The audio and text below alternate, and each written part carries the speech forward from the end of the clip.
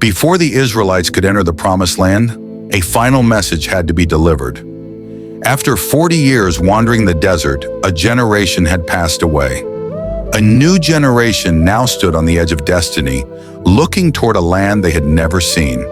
Moses, worn with age yet steadfast in purpose, gathered the people. His eyes, reflecting years of struggle and divine guidance, scanned the crowd.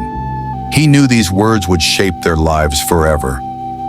This is the Book of Deuteronomy, a story of remembrance, of covenant, and of choice. Moses begins with the story of their journey. He recalls how God led them through the wilderness, through trials, through scarcity, through battles that tested their faith. He reminds them of the lessons learned at Mount Horeb, where God spoke in fire and thunder, where fear and reverence intertwined, shaping the very soul of the nation. Every hardship, every triumph, every failure, he urges them to remember. For a people who forget their past cannot inherit the future that God has promised. Moses says, "Teach it to your children, tell it to your grandchildren, and never forget." Next, Moses delivers the law, not as rigid rules, but as a living covenant. He repeats the 10 Commandments, urging the people to love and serve God with all their heart, soul, and strength. He reminds them that they are about to enter a land of abundance, cities they did not build, fields they did not sow. He warns that prosperity can be dangerous. It can make a people forgetful, proud, or ungrateful. To thrive in the land, they must obey, remember, and honor the covenant. Blessings come with obedience. Disobedience brings hardship, and Moses does not shy away from the truth. Moses then lays out the details of life in the land. The law is a guide for building a society that is just, fair, and compassionate. It covers worship, leadership, courts, and daily life. It protects the poor, the widow, the orphan, and the stranger. It commands justice, mercy, and humility. These laws are not mere instructions. They are a vision for a nation unlike any other, a people who reflect God's character on earth, a people set apart, yet deeply connected to their God and each other.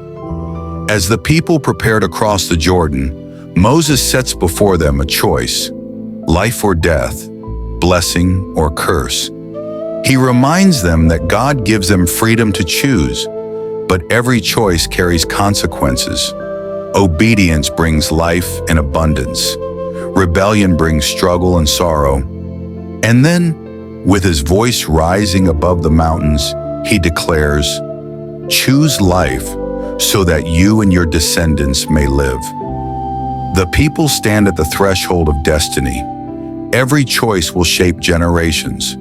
Moses, now 120 years old, prepares to leave the people he has led for decades. He appoints Joshua to lead the new generation. He writes the law for posterity. He sings a final song, warning the people and recounting God's faithfulness. Finally, he climbs Mount Nebo. From its peak, God allows him to see the land he longed for. He will not enter, but his legacy will endure. Moses dies and the people mourn. Yet the story moves forward, carried by Joshua and the covenant he has instilled in them. Deuteronomy is more than a book of laws. It is a farewell letter from a father to his children. It is a call to obedience, faith, and remembrance. It is a challenge that echoes across time. What will you choose? Life or death? Blessings or curses? Faithfulness or forgetfulness? This is the Book of Deuteronomy, a story of covenant, a story of choice, a story of hope.